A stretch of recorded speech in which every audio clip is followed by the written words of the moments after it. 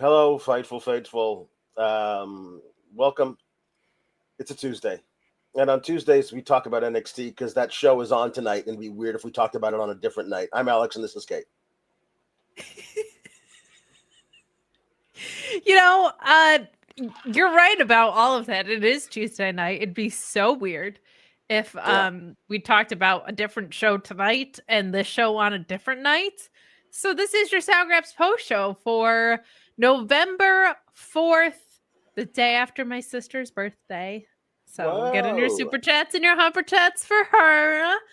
But we got a lot to talk about NXT wise. We got a hot Drew McIntyre story going up soon, where we regret to inform you, the people, and specifically Vince Russo, that at no point in the near future does it seem like Drew McIntyre is going to be a juggalo after Vince Russo was courting him to be so. So I'm sorry, bro.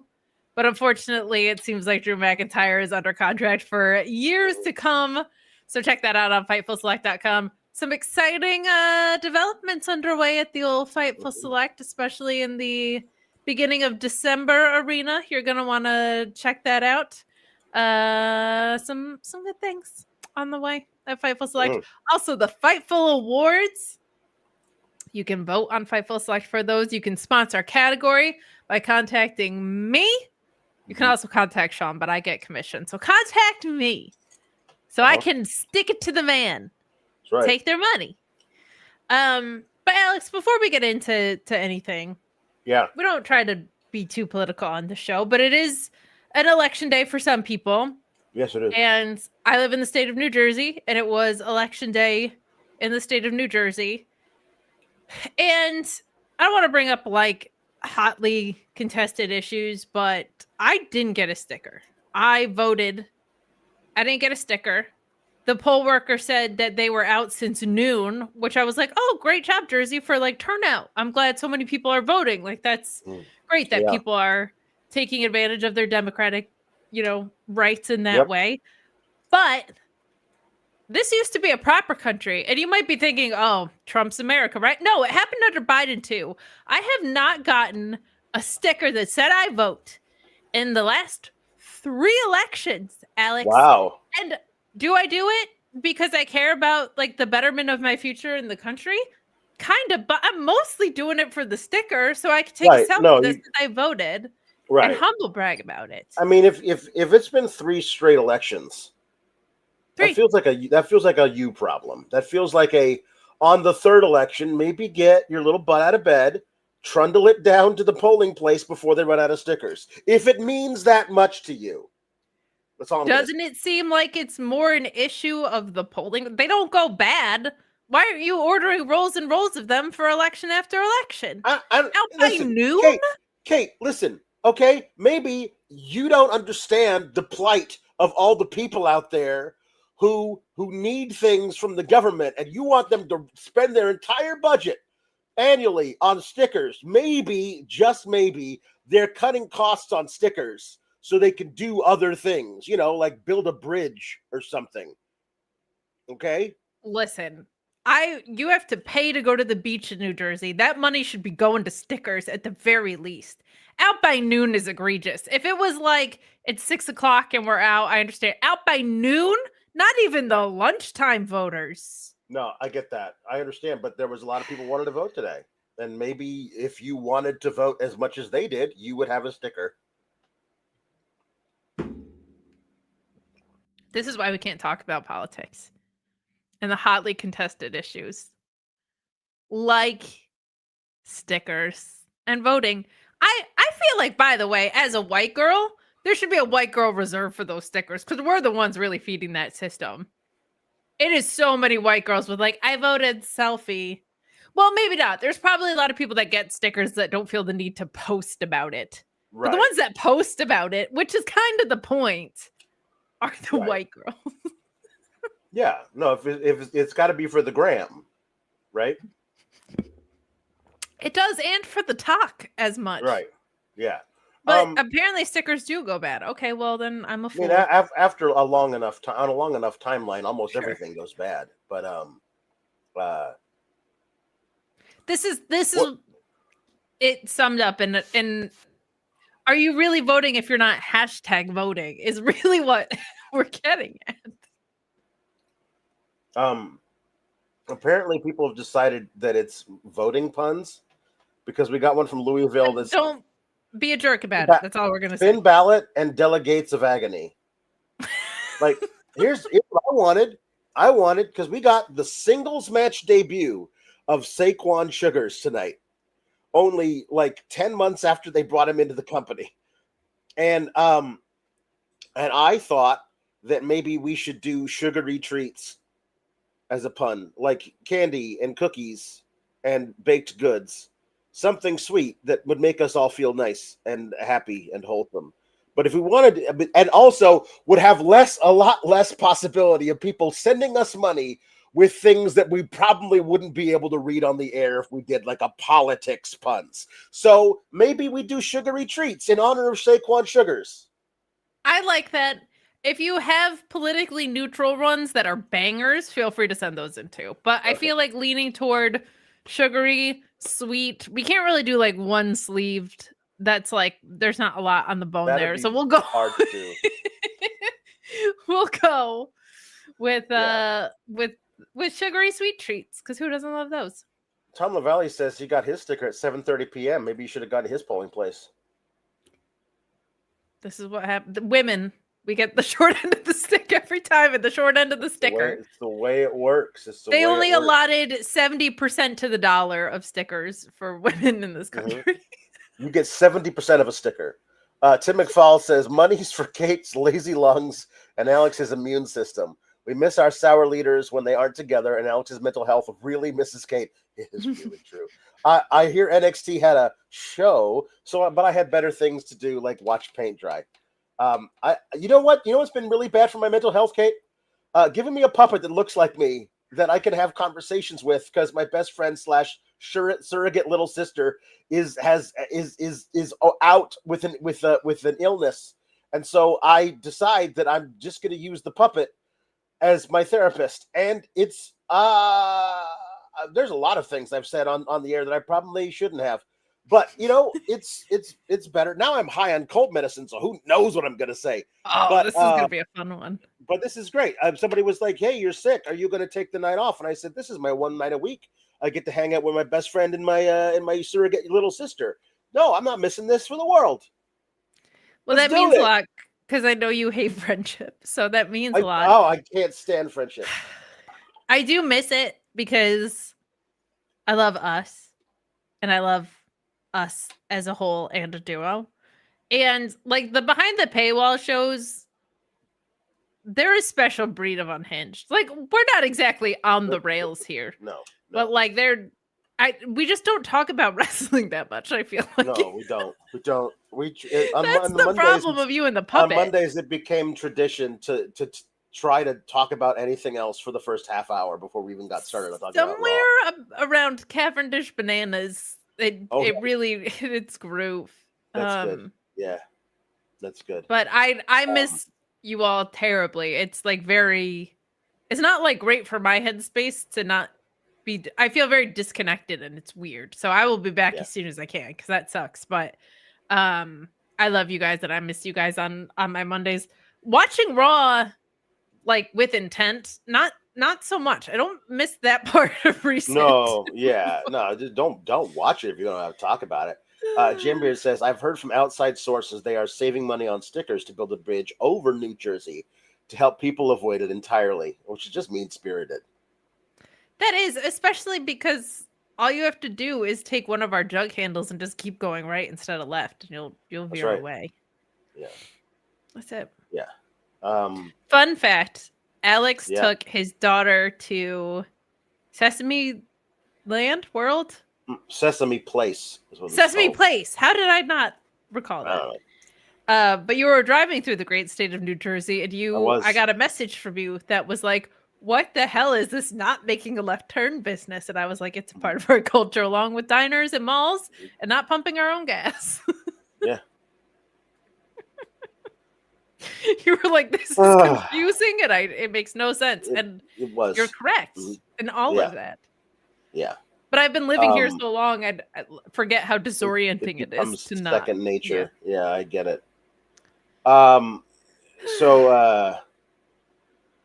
Yes, Jim says hashtag sticker justice for Kate. Thank you. Gotta have it. Okay. So we started out with our women's 6-man tag. And 6-gal tag. Thank you very much. Sorry, that's my fault. Again, the cold medicine. So the 6-gal tag, featuring. I like that so much better than 6-woman tag. The 6-gal tag sounds like a speed networking brunch or something. It does. Fatal Influence gals versus the Cullen gals and special guest Lola Vice gal. And this it was very funny because, just in passing, you look up at the TV and you go, did Tatum and Izzi join Team Canada because it was all red and white? And I realized, oh, it's blood. it looked just red and white. And yeah. So okay. This is fine. I'm glad they didn't pin Tatum, but the finish beating that Izzi shoved Tatum out of the way and took the rolling encore elbow from JC and got pinned. And because JC pinned Tatum's friend, JC gets a title match. Listen, I'm not at all for let's pin the champion to get the title match. But there's a level of presumptuousness of, hey, you're the champion, I pinned her friend, I should get a title shot. It's an extra level of I get it, she's the heel and everything, but there's a lot of things that strain credulity on this particular episode of NXT, and this was only one of the minor ones. I am consistent in my complaint that when you have two sides that are running dissension storylines, they shouldn't face each other. And today I sat here being like, okay, both of these sides are going to implode. Which one first? Like, it just kind of takes me out of the match part when I'm just like, one of these broads is turning on the other on this side of the team. I wouldn't hate the I pinned your friend, so now I get a title shot thing if it was like a proper stipulation or stake on the match. Like if you were like, my unit is so much stronger than your unit that if we win, we get a title shot. But like I pinned your friend who doesn't have a title, so I got a shot at your title is like a bit too much of a degree. But I actually like the idea of my unit's so strong that if we kick your unit's ass, like I should get a rematch for the title that I had or whatever. I wouldn't hate it, but I think you need to be explicit if that's what you're going to set up. But I do like, I'm very charmed by our Tater Tot. I really am. Like, I really like watching her work, and I like this character, and she's kind of in the category for me in a different way. But like how you're always like, you're just the Sami Zayn sicko, and anything that he does, you're gonna support. I'm like borderline that way with her. Right.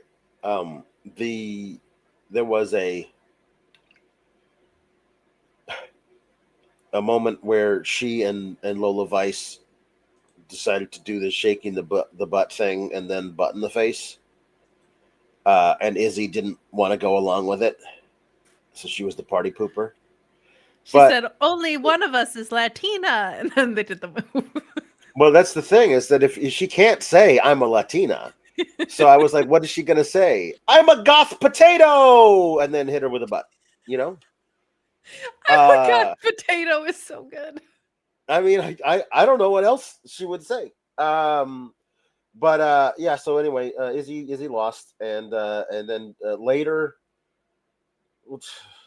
there was a scene where they were like, hey, so it's great. Maybe now you will be more selective about who gets title shots.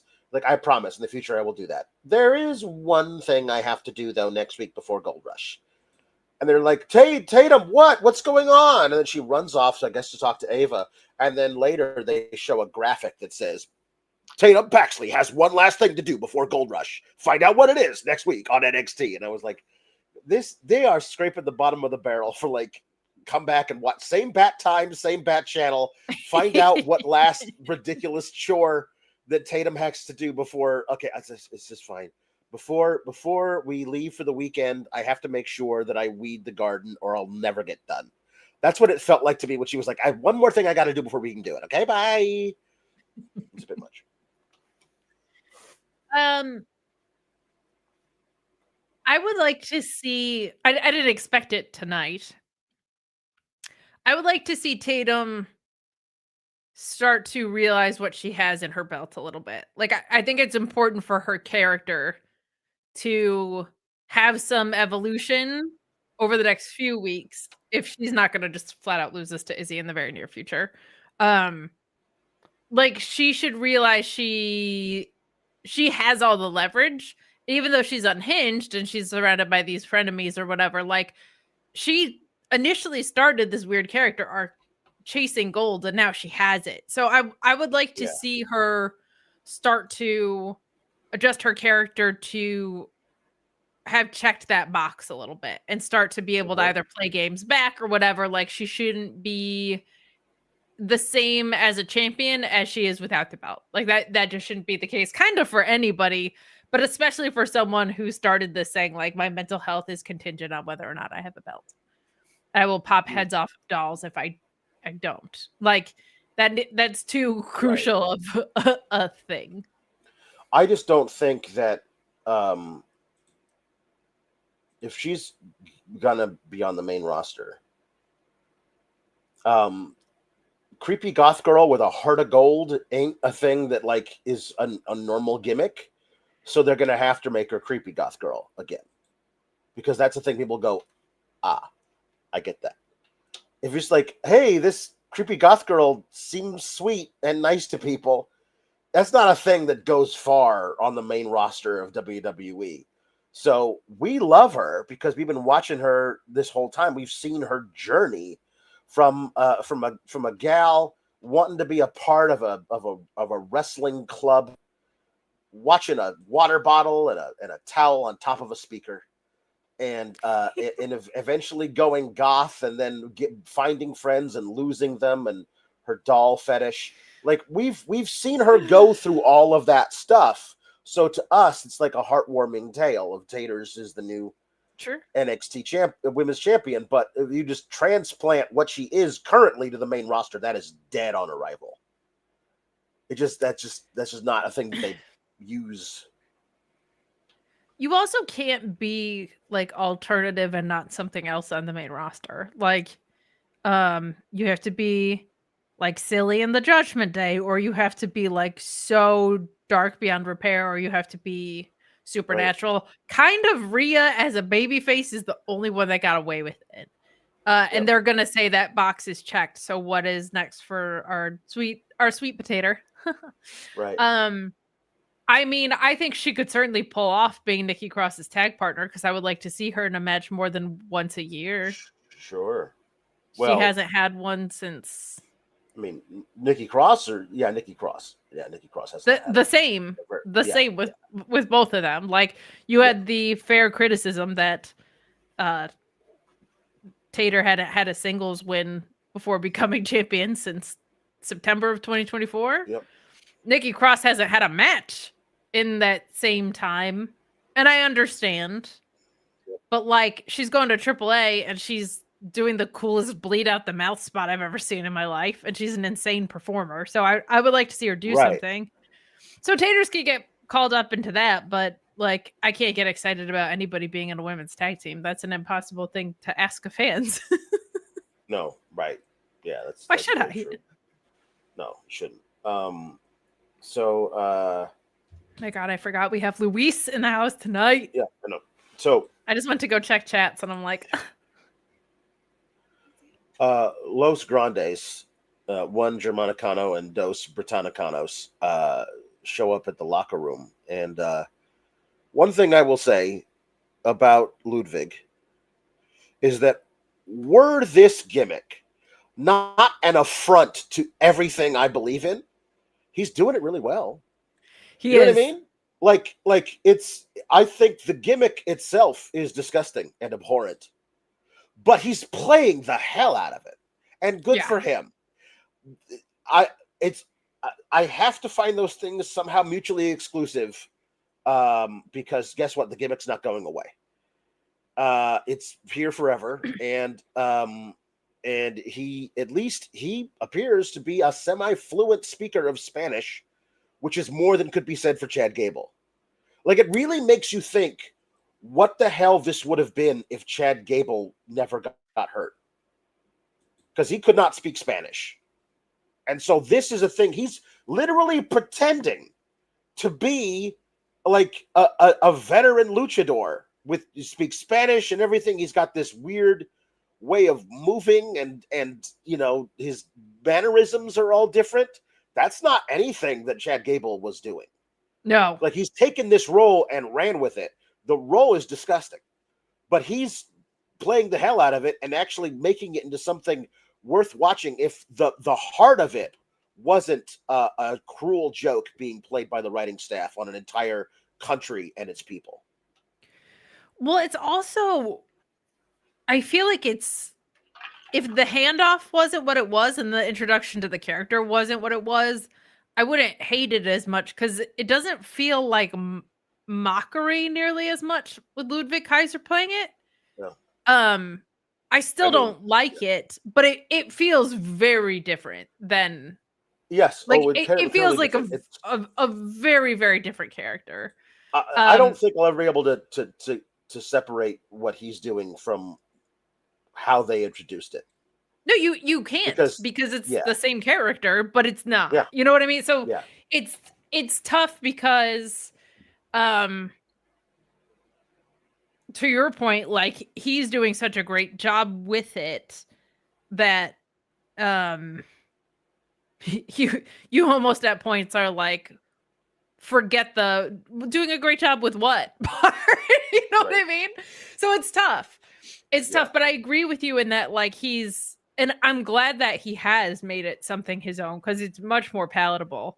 But even like his AAA appearances, and for whatever reasons I found it, like, he was doing an interview with one of the like backstage hosts there that it seems like he might be dating. But he's like such a different, it's not like such this like off-putting, sarcastic, disgusting thing about it. Like, isn't there because he legitimately speaks Spanish like really, really well.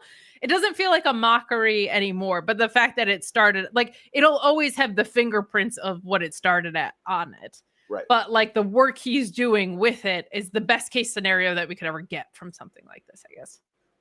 So I guess the Creeds just aren't like a part of it. No, because it would be, if they're not willing to have the Creeds on television being pissed about how Ludwig Kaiser stole their friend's gimmick, their mentor's gimmick, then they're just not allowed to be on the TV at all. Like, they might get back on TV when Chad Gable comes back from injury, but I don't know. It's ridiculous. It's ridiculous. Well, it's also just tough, especially on Raw, because the tag team division is so stacked with the two teams that they have, you know? So loaded. You're right. It's like top. It's packed. Just it's crazy. Chock-a-block full of tag teams. So my thing about it is that, anyway, he's there. He's like, why don't I have a private locker room? And he sees Briggs's locker and trying to like move Briggs's duffel bag, and Briggs comes in and is like, yeah, you know what I do around here? I beat up fan favorites like you guys. And I'm like, okay, so I get that they're fan favorites in AAA. I get it. I don't understand why they like these guys, but they do. So on Raw, they are firmly heel. They cheat all the time, sure, to beat baby faces that we like.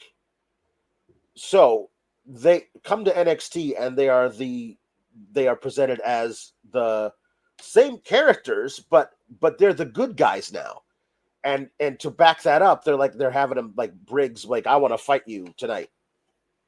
And then they have the match, and Briggs is getting all of his crazy heat because the 300 people who come to see every episode of NXT have all decided, as an in-joke, let's hate this guy. It's And nuts. it's the number one reason why they should be on the road, if they can be, as much as possible. Because you cannot get a sense of who anybody is if you're in front of a crowd that thinks it's funny if we all troll this guy for no reason. But he got mega heat when they traveled to. What was the match in Philly? I feel like. Yeah, well, he got mega heat because he brought out a Phillies baseball bat and stomped on it. You know what I mean? Like, he's not.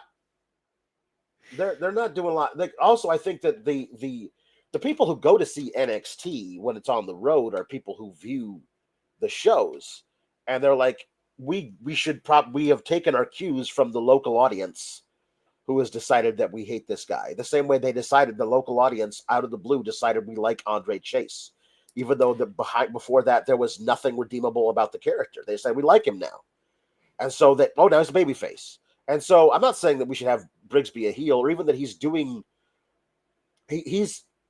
not doing work that warrants this response. You know, it's disproportionate heat to what he's doing. Yeah, I agree with that for sure. And also, I think he's doing good work, but he's not like beyond dastardly. No, he's a big bruiser dude who is a heel. Like, he's not coming out here and cutting vicious promos on people. And so the match is notable for two things. One of the things it's notable for is that Jasper Troy, El Grande Germanicano's opponent next week for the Speed title, has decided to come down and watch the goings on. And the way that he's coming is that his chains rattle.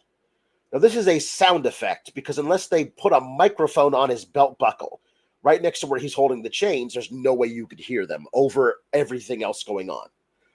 But the sound effect they decided to use sounded more like, just hear those sleigh bells ring-a-ling, jing-jing, tingling too. Come on, it's lovely weather for a sleigh right together with you. I was like, is Santa here? That's a little early for that on television. And no, it was not, in fact, sleigh bells. It was not the pitter-patter of reindeer on the roof. It was Jacob Marley, Jasper Troy, and his giant chains walking down to the ring to watch the match. And the second thing that it was notable for is that Tavion Heights runs down to the ring, who he hates Josh Briggs. And he runs down to the ring to distract Josh Briggs long enough for El Grande Americano to pick up the victory. I didn't really see the end of the match exactly. I was so concerned about Tavion Heights. Why was he wearing a backpack? Like, and not even just a backpack, like it's a leather attaché case. And then he's got two little backpacks on his front. So I guess they were front packs. On the straps from the backpack, there are two little packs up here. And I don't know what's in there and why he couldn't have left it in the back. Like, I don't trust anybody not to steal my I am assuming, designer piece of luggage. So I have to bring it with me to the ring while I distract Josh Briggs. You know me in wrestler fashion. I do. Tavion Heights doesn't seem like the kind of guy who even owns this. Not me. Maybe he does, but the character as presented on television, this is a Giovanni Vinci when he was doing the Ferrari guy. Yeah. That's the kind of guy who owns this particular accoutrement. I don't understand why Tavion Heights even is wearing it, let alone is the kind of person they think would wear it. I love when I see someone wears something and my reaction isn't to it, but like, oh, I can't wait to see what Alex says about this, is like genuinely a highlight of my days and my nights. It's a good one. In a day where I didn't get a sticker, at least we got a double front back, because that was wild. I agree that it doesn't seem like something the character would wear. Mesh was pretty good. Like, Briggs is a really good big guy. Like, he's got it down. You know what I mean? So, like, I like him in tag teams. I feel like his ceiling is higher when he's in tag teams. But I don't know what there's like left for him to prove. You know what I mean?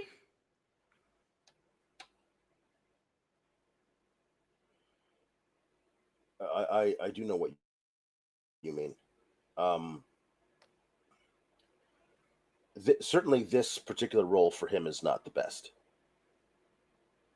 You know, It's just like, very generic. We're gonna talk about find him a generic tag a team bit. partner. Yeah, like him and Inamura were like a. Yeah. I liked them together. Like, that it was adorable. Yeah.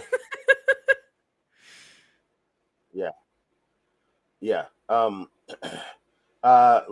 So Luis says the reason this works is it's a European boy trying to speak a little Spanish and trying to be El Santo, as opposed to an American purposefully making a mockery out of Mexican wrestling.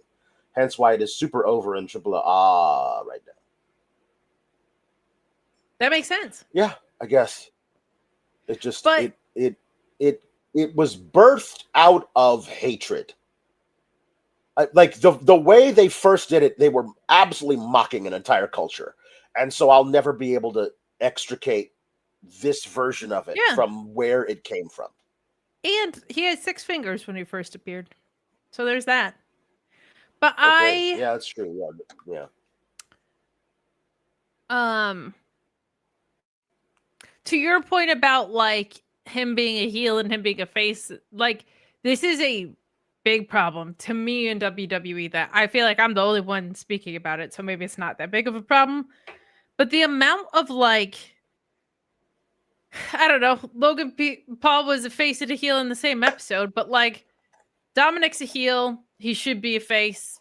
They pair him with his dad, he does all right as a heel, but like, people are chanting his name against CM Punk, the new babyface world heavyweight champion.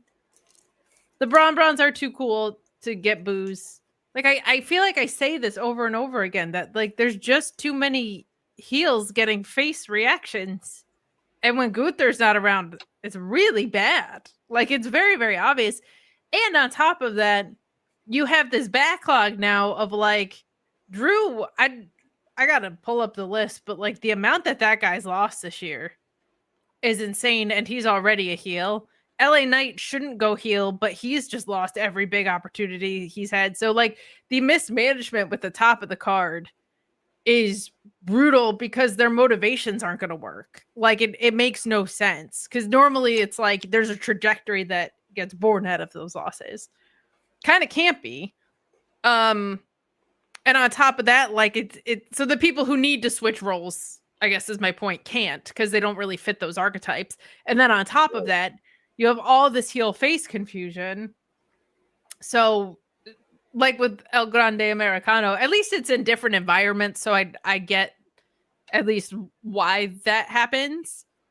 But it's a company-wide issue, and like people are wondering why the creative feels stale. I'm like, because we've seen all the same people fight each other 100 times, and the same people keep winning and the same people keep losing, and everybody that the fans are responding to are in opposite archetypes. Like, it's crazy.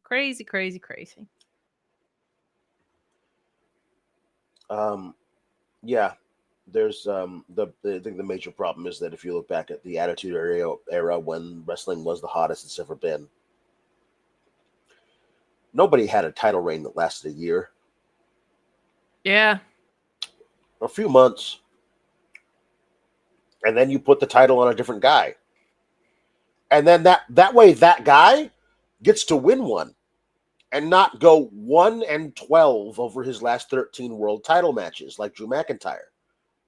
By the way, the one He was the champion for 5 minutes. Yeah. So didn't he also lose to like Jimmy and Jay Uso both?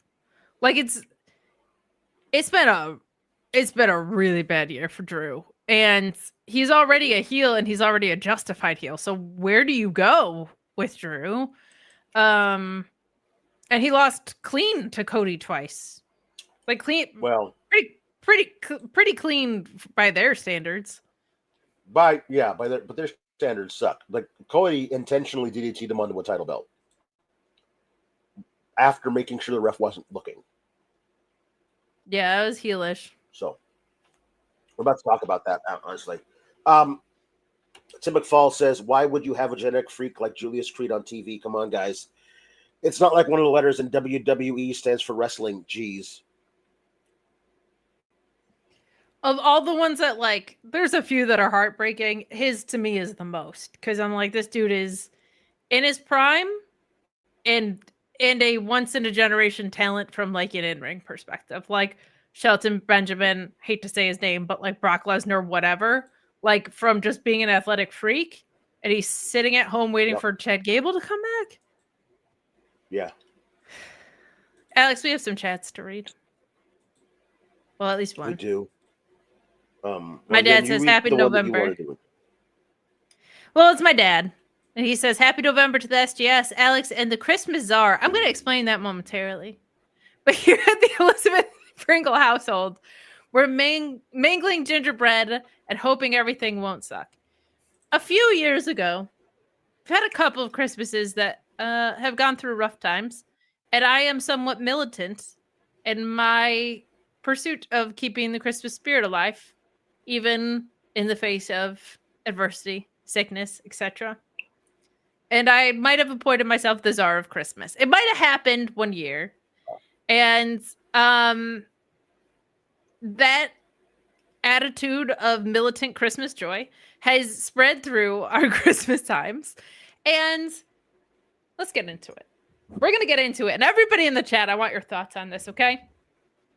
There is a gingerbread house competition in my parents' adorable, idyllic little town that I've been wanting to do for years.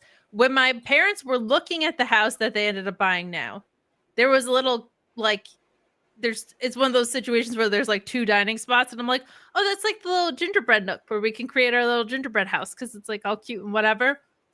Finally, this year, the family's on board. My sister is home right now.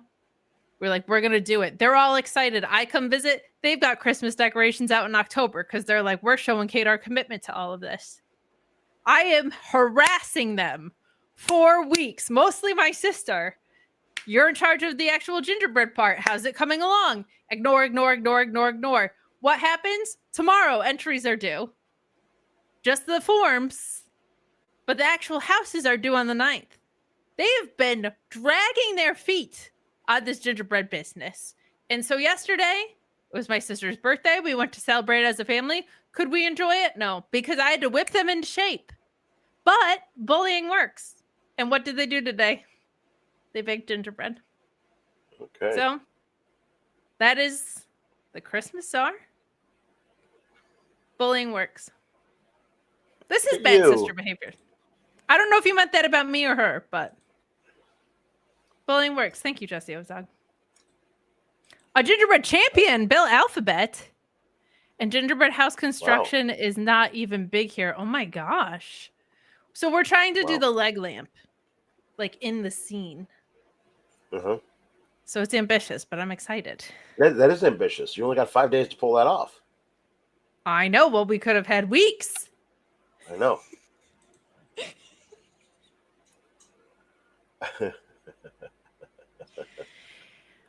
You're not incorrect, but you didn't have to say it like that out loud. Beard says gingerbread houses. Kate, as a ginger, do I look like a house of bread to you, Kate? No, I'm a real person. Good. You're a ginger person. Yep. I love that about Norma you. says, first, his lash is what he calls his significant gal pal, breaks a toe. Then Jaden Daniels, the QB of his favorite team, snaps his arm like a chicken wing. Then I have to deal with Argentina beef prices. Jeez Louise, let's crank. Oh my goodness. I'm sorry about your darling lash. Breaks my heart. Ricardo says it's nice to feel hope. Get better soon, King and Queen. We'll try. Thank you. Working on it very hard in the gym. Teletric Mayhem says new SGS slogan. Again, the cold medicine. That is a nice cop out. Yeah, it's good. Okay, we got these already. So, Kalani Jordan, bless her heart. This was never going to be easy for her to pull off, and the crowd did her no favors. Did they not? So, my God. So anyway, she's going to explain herself for what she did to Jordan Grace.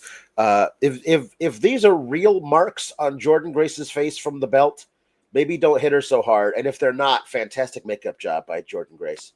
The photo that she had posted, my goodness, those are some marks on the face. Now, she says, like, to Ren and Kendall and other women are talking to each other, and she's like, you watch what I'm gonna say out there and you'll understand the way it works or whatever. So she goes out there and she does an all you people promo, and the crowd is just letting her in, like, irresponsible, like, not actual call and response. They're not reacting to anything. They're just a general din of disapproval. She was never going to ace this promo. It's not written well, and that's not who she is. So she was never going to ace this promo, but, like, it felt even worse because she was, like, trying so hard to concentrate on playing a part that's not her, while everybody else is yelling at her in I don't know. It's just it is what it is. This is, every so often I have to remind myself, this is basically wrestling school. Yeah. One of the promos you are going to be asked to deliver, if you catch on here and you stay for a long time, you're going to be asked to deliver an all you people promo, because they do them all the fucking time. So you're going to have to do one at some point. Here's your practice all you people promo. The same way as if a teacher in an acting program hands you a monologue and says, memorize it and deliver this monologue, because this monologue will test certain things about your delivery and your characterization. The same way that is, here is a monologue. The monologue is an all you people promo. Go out there and deliver it. And so the problem with this is that a lot of the things she says isn't wrong. Tony P said in a Humper chat saying, so I'm going to say this: Kalani had every right to be mad and was telling the truth. It wasn't the greatest delivery, but it was factual, and that NXT crowd were being assholes the whole time. The NXT crowd and, in general, Florida wrestling crowds overall suck. Well, I'm not going to denigrate all Florida wrestling crowds, but this one is bad. Almost every week. I will. And I'm going to shoot on Florida. She was talking about how. Okay. Have fun. What you think? Because you got an ocean on one side and a Gulf on the other. You're the best crowd in the world. That's not how that works. Panhandle. I'm panning your performance as a crowd. Nailed it. Good job. So she says everyone loves Dominic Mysterio. Yeah. Everyone loves Dominic Mysterio, she says, when he cheats to win. Cody Rhodes used his title belt to get a victory, and we're all going to sing his song the next time he shows up. She's totally right about that. We have decided that certain people are allowed to cheat and certain people aren't. either the character cheats and we love that about them because ain't they a stinker, or Cody Rhodes is bulletproof and like he's the guy who like there are fans of his like that he could do no wrong. Yes. That's the whole Like, thing. do Is the same also thing. it is presented on commentary that every time he does something underhanded, it's somehow clever. okay because Cody did it. Like Cody is Richard Nixon, where he says if the president does it, that means it's not illegal. That is he's done the politician thing for so long that he's basically Richard Nixon now. And yes, I think that metaphor is apt. It not at all straining in any way. No. It's not a reach. It's just true. So all of that is true, but then then she goes into like, you don't know how hard it is or whatever, and I've been here and I've been paying my dues and all this stuff, and I just don't see this person as being authentic Kalani. I think there was a middle ground that they were really successful with, where she wasn't just gymnastics, but she wasn't this. She was somebody who had an edge to her when she needed to in matches. But the whole thing of like, all I wanted to do was represent TNA, and they kicked me out of the locker room here. So people are jealous of me, kind of stuff. It's always hard when you come across as naturally likable to be a heel, which she does. She's beautiful. She's got $1 million smile. Her moveset is super exciting. She just has a bubbliness to her that's wonderfully likable. So to turn that person heel is a challenge you're already riding uphill.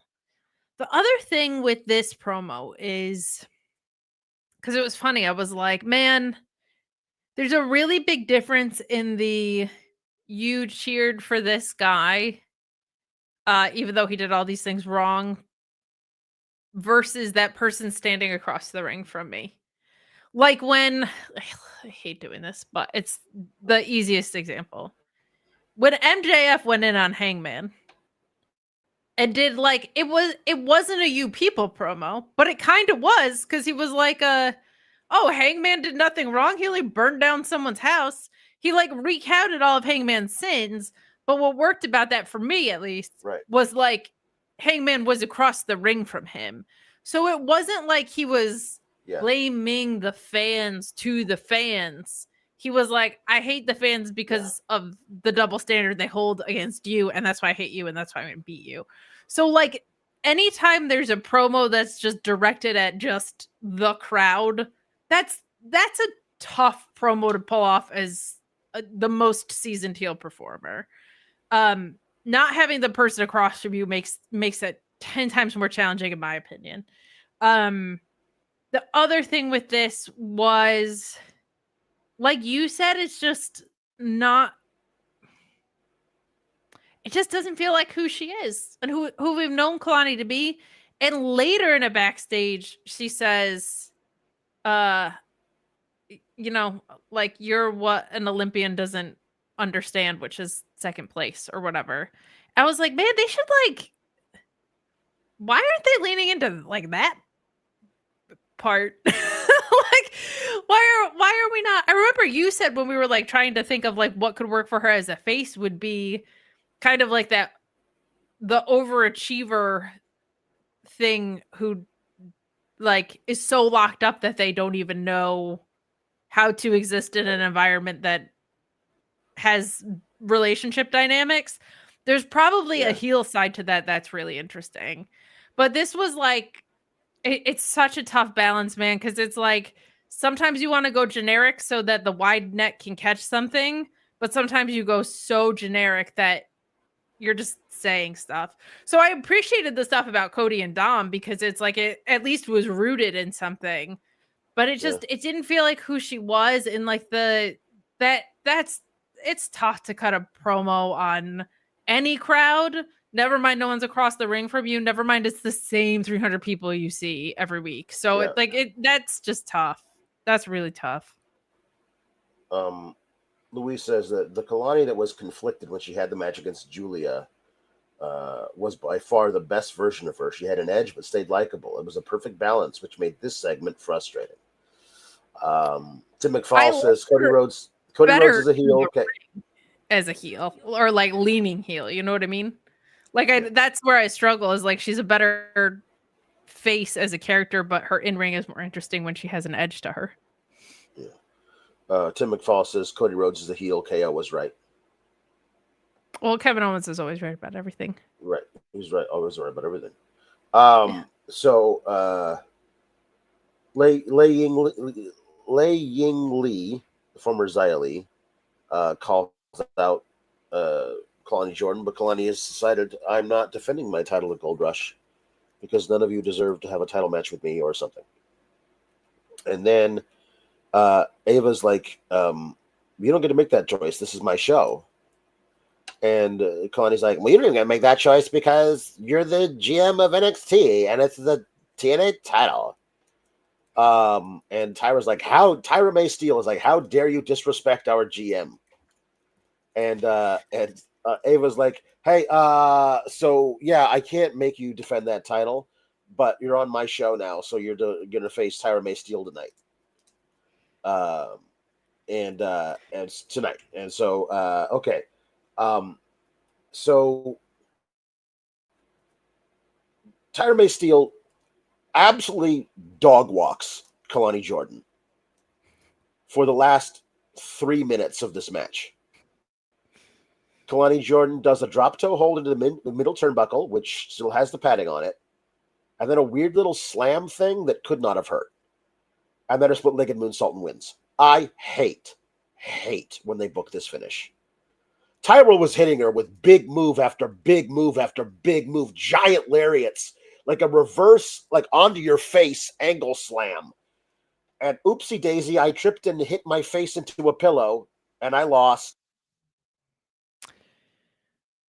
I just don't understand why it's not something that's clever instead. Did we lose Alex? When he said we lost, did we fully mean we lost? As in we lost Alex? So I agree with Alex's point, and I will say it while Alex gets back in shape here. I just, if you want to do like the person who perseveres thing, just have it be clever. Just have it be clever. Like, just have it be. That's like the one place where I like a roll up is when it's an opportunistic one that is done to win the match. Like, there's also good sequences that roll ups can be in too, but like as a proper finish, it's just being sneaky that I like. So I don't know. I don't like that either. I will tell you, I like Tyra May Steele though. Holy cow, I want to see more of her around for sure. We're gonna talk about it in a little bit, but we have the debut of Skylar Ray, which is cool. She's the first like LFG winner, I think, to be like properly branded and packaged and ready to rock and roll. So, or she's announced for this women's speed tournament. She was announced on social media earlier today, but I really like her. There's something just like there's not a lot of wrestlers who are like just badass shooters around, especially on the women's side, especially now that Shayna's gone. Like, I don't think Tyra will probably have like the viciousness that Shayna did, but she'll have like just we don't have just like a lot of she's here to work wrestlers kicking around right now. I think she could be one. I think Kendall Gray could certainly be one. So I like all of that. I like all of that for sure. Let's do some puns while Alex is gone. That'll be fun. Because that way they'll be locked and loaded. We do have this one that says, congrats to the new mayor of New York, Andrew Zarian. Our dear Andrew Zarian always gets lumped into to funny things like that. But yes, he's been riding that wave on social media. So we love that for him. I think the new mayor to be has actually spent more time at Grand Slam than Andrew Zarian, though. That guy will leave early. The Leaf shows early. Zarian. Oh. Alex is allegedly back, but his camera's not on yet. Alex, are you there? He's a black screen. Oh, he's here. Can he come on screen?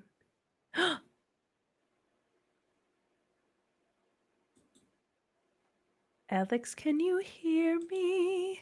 I can hear you. Hey. I don't know what happened. Something happened between my internet and your internet where I transferred my powers of evil. It's true. We didn't talk about much. I was just saying that I really like Tyra May Steele and I want to see more of her. Yeah, I do too, which is frustrating about this. Now, after this match, Santino comes on, and he says, "Yes, you are right. Ava is not your general manager of the Knockouts title, but I am the whatever he is. I don't know what his weird title is, but he says, so yes, you are defending the title at Gold Rush against not only Ye Ying, but also Jordan Grace in a triple threat." I was like, oh, great. So she's definitely retaining. She was always going to anyway, but like doing the triple threat means it's more obvious. But she's very upset about having to defend the title that she won. Yeah, I also don't think the promo connects to her behavior. Like she said something about everybody having fat butts and catchphrases. And I'm like, that person doesn't try and dodge defending their title. They take on challengers because they think they're all chumps, right? So I don't get it. Like it all feels like we're picking this heel trope and this one, and they don't line up. Yep. So Louise has a question. When are we actually going to push Danny Luna in TNA? She is alongside Maya World and Hyan as one of the top female workers in the indies, but they're not doing anything in her home company. I've never heard of this person. I don't watch TNA. They've never mentioned her on NXT. They obviously have no plans on using her in NXT. Doesn't matter because Denise is here to show me and me alone love. That's nice. Denise shoots on Alex. Thank you, Denise. The chat is going wild for the step host. Thanks for popping in. We appreciate you around these parts.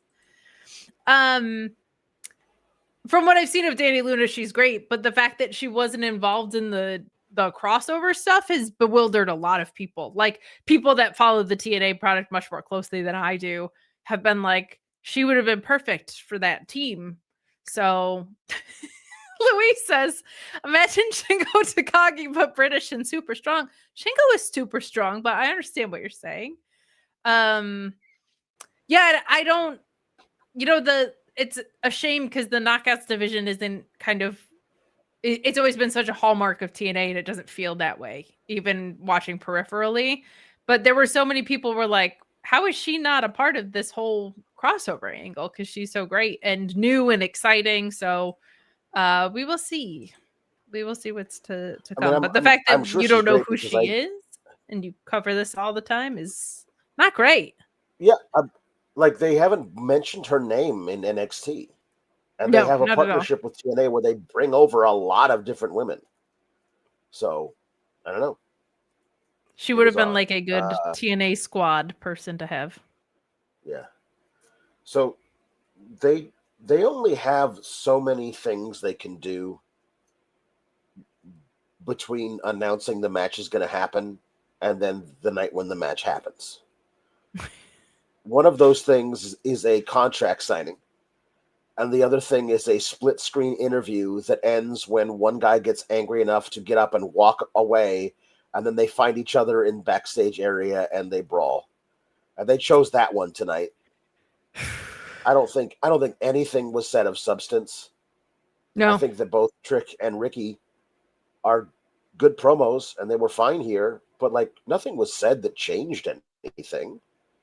So it's just another thing you do to like keep things going, and then that was a reason for them to brawl. And then Trick hit Ricky with a lead pipe or whatever it is in the ribs, which is now Ricky's going to have bad ribs for the match next week. and he's still going to find a way to beat Trick Williams because they, again, only know one way to book baby faces. They have to be injured going into the match. And then, oh no, my ribs, or oh no, my knee, or oh no, my shoulder. And then the other person works that thing. Again, it's wrestling school. But the thing is, Trick's been here for long enough, and Ricky Saints doesn't need wrestling school. Correct. So you don't need hey guys, this is the part of your exam where you work a limb. Like, they already figured out how to do this a while ago. You don't have to do this with them. I like the split screen format, but I think the problem is this is all so out of order too, because they were brawling through the entire episode last week. Right, and that feels like the thing that has to be there before the go home. Like, you can't brawl through an entire episode and then reverse the order. Like, and now we're having what we got tonight. Like, that feels very out of sequence to me. A lot of people kind of didn't love what Brian Alvarez had to say about that, and I think he was 100% dead on. I don't think he was trying to go after Ava as much as echo a lot of the things that we say here of, like, she doesn't necessarily assert her authority enough or with consistency. I feel like tonight they tried to reverse course on some of that, which was interesting. Like, she said to Kalani today, like, a reminder, I'm the one that makes matches. So it feels like something that they had heard. I don't have hope that they're going to be consistent with it. But, like, when you have two people that take over the show last week and you set up the match and then you do this, that just feels like the steps got jumbled from episode to episode to me. So I didn't think there was anything like super wrong with it. I just felt like the like split screen aspect of it should have been earlier, and the beatdown aspect of it is repetitive, like you had said. So I'm with you on that. So they announced earlier today a tournament bracket for the women's speed deal. 4 people is not a tournament, and therefore it's not so a bracket. with you on that. I hate that. Those are 2 separate qualifying matches for a one-on-one. Like, that's not a tournament. You can't do, like, the minimum number of people you have for a tournament is 8. That's the minimum. I'm with you. 4 is not. That's not a thing. So you look at it and you go, well, one of the first round matches is Zarya versus Ren, and you know Zarya is going to win. And the spoiler alert, she did. And the other one is Fallon versus somebody named Skylar Ray, who is the season 2 winner of LFG. Correct. She's a former cheerleader. Never appeared on the show before. Why is she in this? She's never been on the show before. She won LFG, and so you're so confident in her that she should be in a 4-person field for a title match? I don't care if it's against the dumb, stupid, if it's for the speed title. Is she like can she cut her teeth doing literally anything before we're like, you should be a 4-person field for a title match? I don't like that. When I saw that, I thought they were at least going to give us a segment that, like, contextualized that, like, right, of her shaking the hands of the judges from LFG and them saying, like, you won this, so you're going to get a speed title shot. How about a 20-second highlight package of the matches she had in LFG, so we know who the hell what kind of wrestler she is? Any of it. You know what I mean? Like, yeah. It's I say I beat the same drum every week, Alex, of, like, the show is too crowded, because, like, why isn't Ren Sinclair in this instead? Why isn't, you know what I mean? Like, why aren't the other women that are around NXT in this? Right. And why aren't they facing other people to get into the tournament or whatever? Like, Hallie Armstrong has been around backstage a lot. Yeah. There's no reason why she wouldn't, like, you could easily use her. She's a former Evolve champion. Like, Tyra May Steele could be in it. She was the LFG champion a while ago. She's had matches. You know what she's like. This is like. Bully Ray recommended her, so we thought we'd make her junior vice president of the company. You know what I mean? Like the idea that like you don't know anything about this person and you're hiring them and immediately they're in a title picture is dumb. I don't get it. This would bother me so much more if I cared at all about the speed titles, but I do not. Right. I cannot. Why is Fallon in this and not Laney? Yeah, Luis pointed it out in the chat. I thought of that when I first saw the bracket. Yeah. Laney won the speed title tournament last time. And then she got hurt, but she's been wrestling. She wrestled tonight. Fallon, her own stablemate, getting in the tournament and not Laney doesn't make any sense. Do you think that's going to be a thing? I don't know. Like as a part of Team Dissension? I don't know, man. I don't know what we're doing with the Fatal Influencers. Like I don't know if Jason's they do. going to get her title match again as a rematch, and then what? You know what I mean? Like they don't have any ideas about what they're doing with anything. Zarya defeats Ren because yes, she does, and then next week they're doing Fallon versus Skylar Ray. And spoiler alert, Fallon is going to win that. And so then we're going to get Zarya and Fallon. And like Zarya winning it. Yeah. And Zarya winning the speed title. And because we also saw that Soul says, hey, the doctor says my knee's getting better every day. My kayfabe injury is getting better every day, and I did talk to the doctor, says Ava, and he did say you have a month left, and Gold Rush is in 2 weeks. She says I promise I'll be ready. You got to give me my shot against Mariah Blake, whatever. And so her being cleared but not 100%, leads to her losing via Blake Monroe working the knee the entire match. And then Zarya wins the speed title and wants to keep it herself.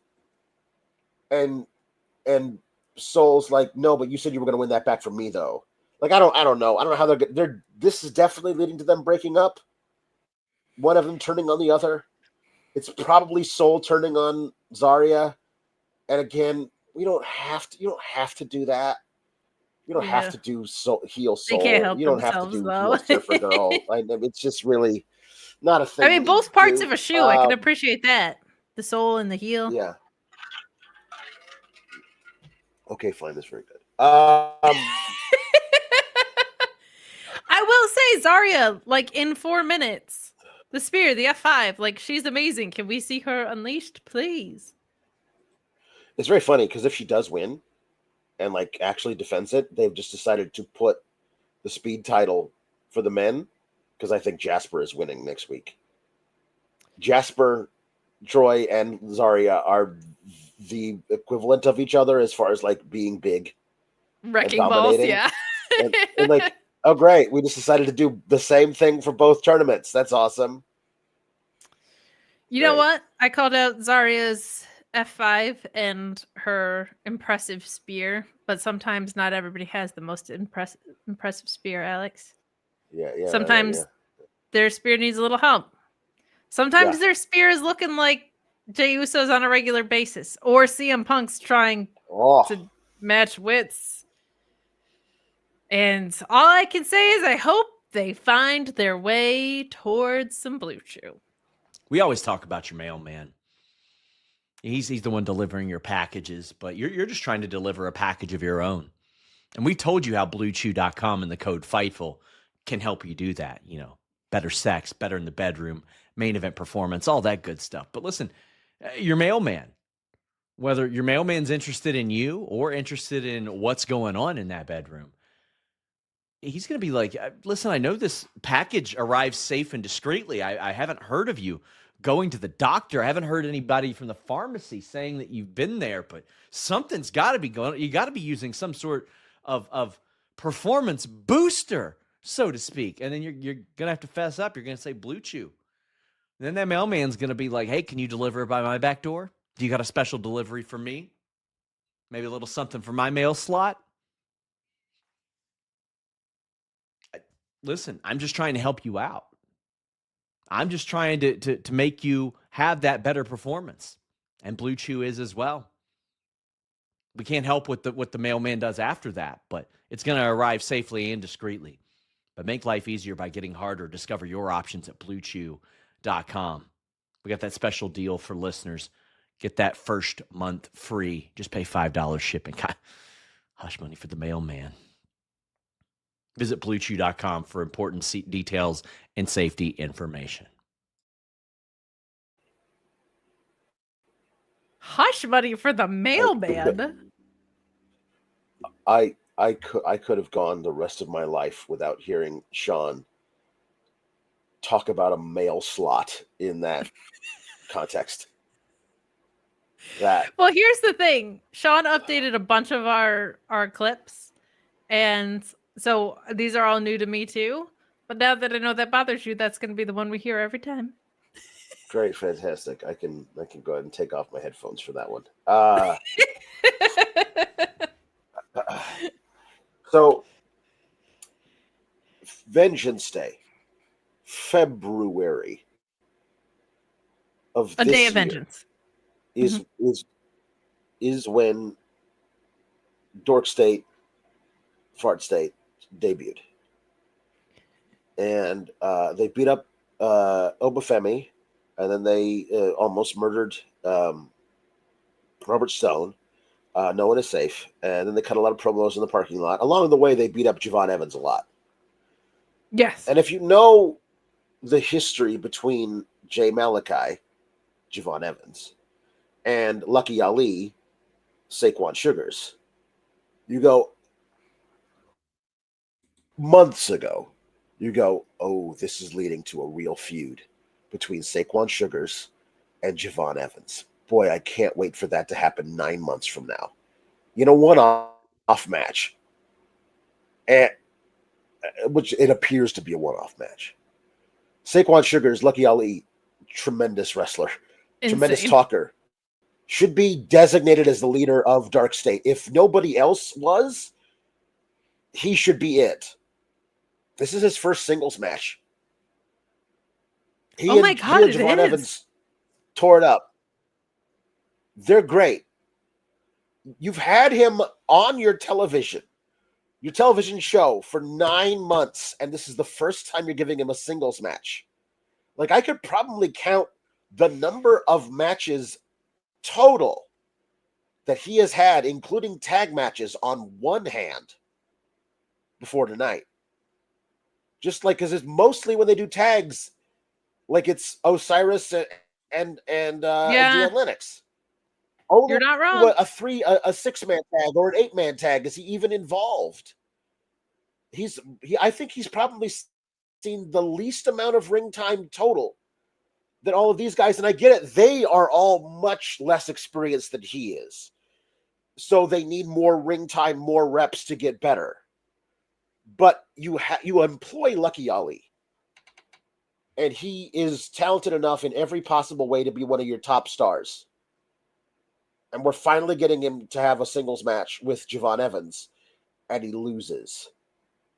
Like, he doesn't have to win clean, but Dork State, like, they cheat all the time. They tried to. Like, let him get a victory over Javon Evans, and Javon Evans has to go and find Leon Slater so that he can take them out. Like, that seems like a very easy story. Saquon Shugars is so freaking good. And he was a base for like Javon Evans stuff today, but he's also incredibly athletic himself. this is as frustrating to me because it's NXT and you don't have a lot of guys who can wrestle like Saquon and cut promos like Saquon. He's what, at worst, the 5th most complete wrestler you've got on the roster as far as like experience before he got here, can cut a promo, can work a crowd, can do everything you need to do in the ring. Like, he's a star waiting to happen, and they won't let it happen. And Javon Evans is certainly in that top 5 as well. And like, this is a thing where like, and my boy, like, man, the fact that no wrestling exists out of the purview of WWE just pisses me off sometimes so much.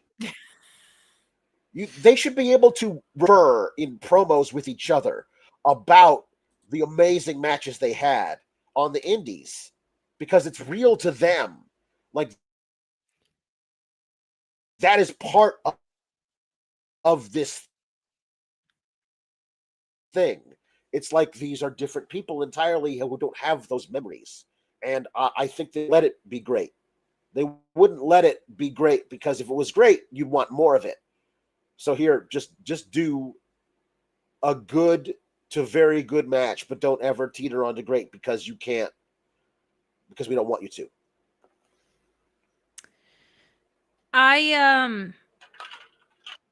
It's just such like a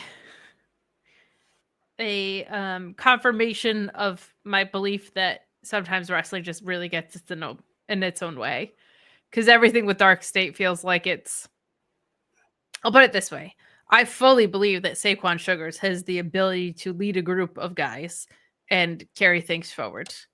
The way that they've booked this, it is completely just holding him back instead of moving him forward. Like it just is. Javon Evans, it kind of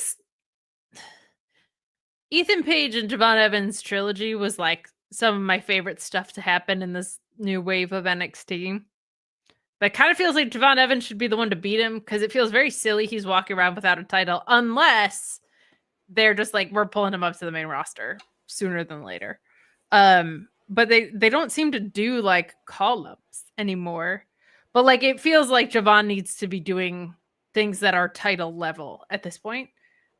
These two are phenomenal. These two are like, I think we already know Javon is the future. I think we're going to see that be true for Saquon Shugars as well. But like, man, so many of the best things are when you just get out of the way of really great wrestling. Like that, it's proven so true all over WWE programming. It's proven true on the main roster because Sammy and Ilya's open challenges have been the best things on SmackDown. Like anything that people are talking about on Raw, it ain't the creative in the main event scene. I could say that much right now. Like nobody's excited about that. I see a lot of people talking about how great Bayley's wrestling is, whether you like the character or not. And Asuka's wrestling, right? Though that story matches, like that seems to be productive for them. So like there's so many times where it's like it's all so crowded with things that aren't just the wrestling part and so over engineered. And it's tough because where's the line between ambitious creative and doing too much? I know it when I see it. I can't I can't say beyond that, right?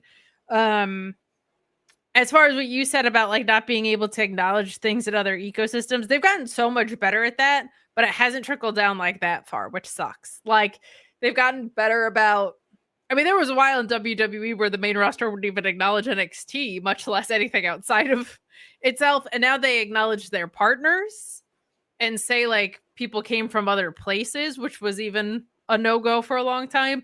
But it hasn't gotten to like, we faced each other on the indies kind of stuff because to them, the indies is Evolve, right? So it's like, it's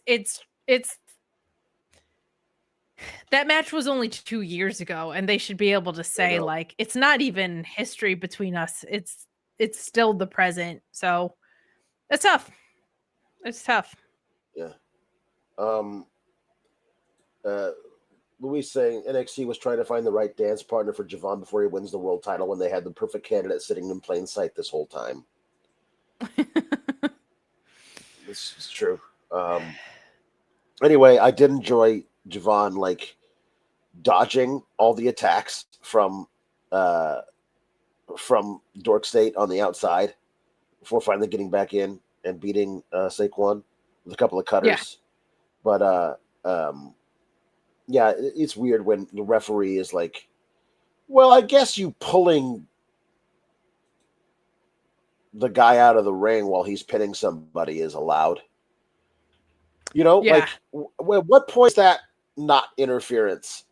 You know, it's kind of odd. So there was also Blake wants to face somebody in New York because of how glamorous it is. Ava informs her that if Soul can get cleared, that will be her opponent, and Blake seems to think that's not going to happen. And then she gets a notification on her phone, and she says, "Excuse me, my better half is asking for an exclusive interview next week." And so everyone was better half. It's Grayson Waller, isn't it? Because who's asking for an interview? It's got to be somebody who does talk shows. You know what I mean? And it's got to be a heel, because that's the only person she would associate with. So it's Grayson Waller. She's going to be on the Grayson Waller effect next week. And then Sol Ruca will come to the ring and they'll chat or something, right? Probably. Man, Grayson Waller was like, I know you've never been like a big fan, and I did not like a lot of the way they booked the character. I thought his in-ring was pretty good, minus his dumb finisher where he has to leave the ring. Yeah. And I thought, like, he makes sense for the main roster of WWE. Like, whether I was a huge fan of what they did with him or not, I was like, that translates well to the main roster of WWE. And they have just done jack shit with them. Like, I thought, like, him and Austin Theory headed for a split was gonna make sense. It's been just not good. As far as like the better half comment, that makes total sense. I wasn't even thinking of that, but it's not Tony Storm, so it has to be. It must It's be not Tony Storm. It's not Mina Shirakawa. Like, she says, my better half is asking me for an exclusive interview next week. I mean, I don't know anything about her relationship with Grayson Waller as far as the better half thing goes, but like, it's got to be somebody who does interviews. Otherwise, I know they who wouldn't it is. be asking for one. It's not Grayson Waller. You got to think outside the box. You got to think like NXT. Okay, please. It's Maybelline. Please. Thank you. It's Maybelline. Oh. It's a woman named May. And Yeah. her last name is Beline. And she's going to interview her about her makeup routine. No, his name is May B, middle initial B, Lean. I like May it. B Lean. I like it. Nailed it. If that wasn't the plan, it is now. Like, they're going to see this. Yeah. Nailed it. So the main event of this show was an in-ring celebration of Ethan Page and Chelsea Green winning the, as he calls it, the AAA titles. The mixed tag titles that they won from Mr. Iguana and a lady who I don't know who she is. And so they won, and they have the titles, and they're doing a big celebration for it. There's a big cake in the ring. As you see the big cake, you know somebody's inside of it. I apparently had blacked out the use of Joe Hendry and Thea Hale last week, so I didn't see it coming. They eventually realized, oh, there must be somebody in the cake. Say his name so he can appear out of the cake, and then we'll hit him with stuff. And they say his name, but he comes down the ramp, and he says, Ethan says, what do you want? You want a North American title shot? He says, no, I want a shot of the at the mixed tag championships. And Chelsea's like, ha ha ha, you don't have anybody to team with. Yes, I do. And they play a version of the song where it says, say her name, and she appears. I believe in Thea. She gets up out of the cake, and she's also wearing a blue shirt, and she's also wearing white pants, and she has cream pies, and she hits Chelsea with cream pies, and eventually Joe Hendry hits Ethan Page with a cream pie, and this stinks. Everything about it stinks, and I hate it. Defend it. I very much laughed genuinely out loud at Chelsea Green saying triple A. That got me very good. I would hate it, I feel like, more if I followed AAA. Like I don't know how these titles got used there, but it feels like a very NXT mixed tag program. Like it does not feel like the AAA belts. But I feel like from what I've read, defending with frequency is not like a thing that happens very much there. I feel like Thea did the bit very well. I find it very funny we see her more on NXT now that she signed with Evolved than when she was signed on NXT. That's very weird to me. But all right. But she got the corny smile, and her blue shirt was good. This isn't for me. It's for a very specific segment of the audience, and they'll pop huge for it. Like that's fine. I don't feel like this is a title program. That's a little weird. Like this does not feel like they're fighting for gold. It feels like they're fighting for sillies. But all right. I like the pairing of Chelsea and Ethan because they get each other very well. But like, I do. I don't know. I like that pairing, but I hate the pairing of Joe Hendry and Thea Hale because it's not a pairing. When did they become a pair? Well, last week. Yeah, but that wasn't the start of them hanging out because she did this little weird walk in the background and sang his songs so that he would pop out of a garbage can, and then she wheeled the garbage can with him inside it somewhere. That was not a spontaneous thing. That was a thing that they had set up. Here's what it is. They had plans for this to be Ren, which is that's okay. That's what I was going to say. Where she was giving Gaga eyes to Joe Hendry, and she was dressing up in his shirt and pants, and he would always pop out of things near her. They had plans for this to be Ren, and then somebody was like, "Why aren't you using Thea Hale more?" And they were like, "Oh, right. Well, let's give her the Joe Hendry thing where we're gonna give Ren." That's what it feels like to me. And they did no work. Like they had been doing work up Ren and Joe. They did zero work setting up Thea and Joe. And that is not allowed on shows that I watch. Because I get really angry about that. And I also don't understand. Clogged up, which makes me even angrier. I also don't understand why not Ren. Like, did she piss somebody off? Is she injured? Like, I think she's so great, and they never let her do anything but be silly backstage. She's starting Ren QCC. She's got her own thing. She's starting Ren QCC with Kendall Gray and possibly Tyra May Steele. She's starting like a group of lady techers, which is fun, but like I don't know what the ceiling is for that. I would much rather watch that. They have to rush it than television. They couldn't follow through on this angle first. Alex is like, my sinuses quit. I don't like this angle. I'm quitting. And I respect it. There's Pinwheel. Little Alex Pinwheel of Death. I think it's fun. It doesn't feel like a title program.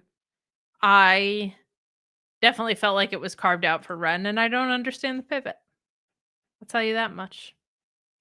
And while Alex is gone, we're going to read through some chats. So get in your super chats. Get in your humper chats. We have Luis today. Rules. I have to do less work. Do you know how great it is when I get to be lazier? Jay Beard saying, I think we need to have a Linder and Sheila debate about what's more fashionable, double front, back, or one sleeve shirts. That is a great call. Alex needs like a full on, whether it's as Linda or not. Alex needs a full on fashion rundown, like a weekly Alex's fashion tips and tricks. I'm Alex Pulaski. Everything sucks. StreamYard keeps kicking me out. Everything else is fine. It's StreamYard. I hate StreamYard. StreamYard's weird sometimes. So I'm back. So anyway. I was just pivot into chats. Good. Do that. If you want to. Did you read the one about Joe Hendry not having any other clothes? He's always in a blue shirt and white pants like a cartoon character. It worked for Hank and Tank. Or at least Hank, really. It's giving Doug Funny. Tank. I need to know, is it the same clothes every time, or is it a Doug Funny situation where his whole closet is the same outfit over and over again? Yeah. I'll accept it. I just need to get to the bottom of that. Right. I'm just saying a different color every now and then, buddy. You know what I mean? You can keep the white pants if you want, but how about a nice shades of blue. A forest green? You know what I mean? Sure. Yeah, an aquamarine. Navy. Just give me a navy blue sometime. Yeah. Nothing wrong with a fuchsia. Throw a fuchsia in there. Oh, I love a good fuchsia. Are you kidding me? Yeah. We kind of have it on our little on our frame here. That pretty fuchsia color. Yeah. Kind of, yeah. Big fan. Big fan. Luis saying that title defenses in Mexico are not that frequent. The funniest example, Stigma, has not defended the title in 2 years. Since 2022, actually. 3 years. I knew this because I was working on a graphic for Mercedes is the first of a lot of things. And I was like, oh, we should dig into that. And it's a lot. It's like the first Hell in a Cell, the first Women's Blood and Guts, the first main event of WWE and pay-per-view Iron Match. Obviously, there's all these things.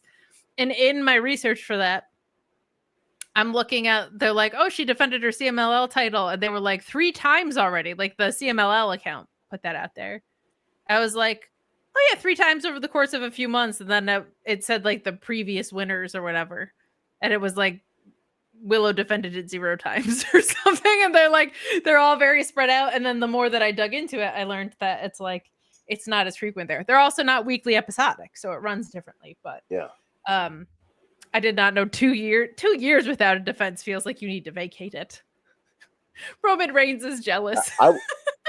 And I was pissed at the Judgment Day for not defending the titles more than once in 100 days. So we got Jim Beard says, not sure if this is a dad joke or not, but it's definitely a dad fact. The vowels in Celine Dion's name are the same vowels used in the old McDonald's song in the correct order. E-I, E-I-O. Oh my gosh. I love that you sent that. Thank you for sending that. That's gonna, I'm telling people that at parties now. I love that. Yeah. Okay. We're doing puns. Guys, I love you. I don't think I have any jukeboxes in me tonight. So we'll just do puns. And then if you want to do your one jukebox, we can say goodbye. Okay. Here we go. We got some sugar puns and some political puns. So let's just see if we can get through all this. Spidey Boy Eli says Dark State of the Union, Swerve's House of Representatives, and the 3 branches of Foley. I love that. I have one. Yeah. Tony Congress. Nick Congress. Oh, very good. Huh? Very good. Noodling. Chris Pereira says Sister Abigail Spanberger. New governor of West Virginia, Sister Abigail Spanberger. Chris Pereira also says Democracina. Let's hope that doesn't retire around the same time that he does. Tom LaValle says, one word, 5 letters, sweet. I like it. That's soft. That's good. No, that was the solo thing, right? 4 letters, 1 word. 5 letters, 1 word. That's a yeet thing? Oh, no, I'd rather it be soft instead of sweet. I don't want to do Okay. yeets. No yeets. That's fine. We're not doing yeets. We can eat like Christopher Michael says Cole. Scott. Swatting flies away.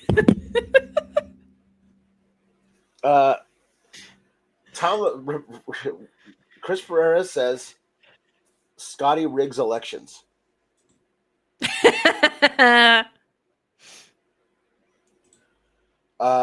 Louisville says Caucus Jack and Damien Precinct. These are very good. Thank you for keeping it neutral, They y'all. are. Jambeard says debater tot Tatum Paxley. I love taters. Meet Normus says Vody Rhodes. DN, you can't see me. And CM Stump speech. Very nice. CM Stump. Okay, there we go.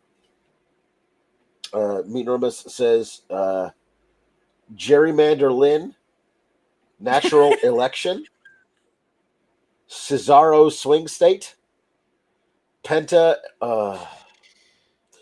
Don't. I saw Penta El skip Cerro something.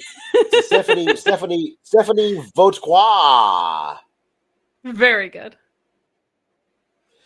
Ballot box like structure.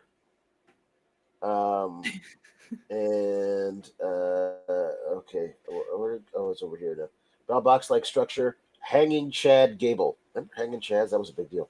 Cito Gatto 6 says Repo Publican Man. Grandstand Hansen. Very nice. George the Animal Washington. Techno Teamsters 2000. Powers of Campaign. Very Arn nice. Anderson Cooper. T Electric Mayhem says Dark Order Money and Phila Brainbuster. Very nice. Not a filibuster, but a Brainbuster. Okay, some I like that a lot. sugar pun. Greg Cherry Brand says, I believe in Joe Hershey. Ori O-Face. Very nice. The Wyatt Twix. Now and Hater. Lyra Val Ghirardelli. Silver Apocalypse says, it's toffee time. Carmela Apple. Braun Jawbreaker. And Sky Blueberry. A few more political puns from Greg Cherry. NXT Battleground State. Tyler Debate. Jungle Jack Perry Mandering. And then says, love yins, feel better. We will try. Thank you, Greg. Valley says, remember the 5th of November. And Louise says that's an episode of Dynamite tomorrow. Yeah, of course. I think that's it. And then we got your for Nya I Girl can to do sing, Hot Goblin. Hot Goblin. I don't even know what a hot goblin is, but we're going to find out together because I think I knew it right from the start. I got a 2-sided light and dark kind of heart. I feel so unapologetic, so divine, until the moment the stars don't align. I say, oh my God, I'm so tired of this. 1 minute I'm a siren, and the next I'm a fish. 1 minute I'm a hero, and the next I'm a witch. So it goes. I can't help that. Sometimes I feel like a hot goblin. Little bit perfect, little bit problem. Could be a dream or your worst nightmare, but you know who I am, so I don't care. Oh, I know who I am, so I don't care. I could be the coolest person you know, the superstar little diva in designer clothes, but you don't know how I feel inside. it cancels out the confidence, and I just try to hide saying, "Oh my god, I'm so tired of this." 1 minute I'm a siren, the next minute I'm a fish, 1 minute I'm a hero, and the next I'm a witch. So it goes. I can't help that. Yeah. Very good. Thank you so much. We'll keep these other jukeboxes until hopefully I'll be well enough to attempt them next week. Oh yeah. I apologize for not being able to do that tonight, but I just don't think I got it in me. Thanks everybody for being here. This was always fun. Hooray for democracy in action! And we're coming down the stretch towards Gold Rush. It's true. We shall see what happens with all of that. It's a rush of gold, Alex. That's what it is. It's a rush of gold, is what it is. Luis saying I'll be back next week. Okay, cool. I'd love when Luis is All right. here. Yeah, it's the best. He helps us so much. He helped me a lot tonight. I wouldn't have been able to do it at all. So thanks to everybody, and everybody, we love you, and keep cool, gabagools. Yeah.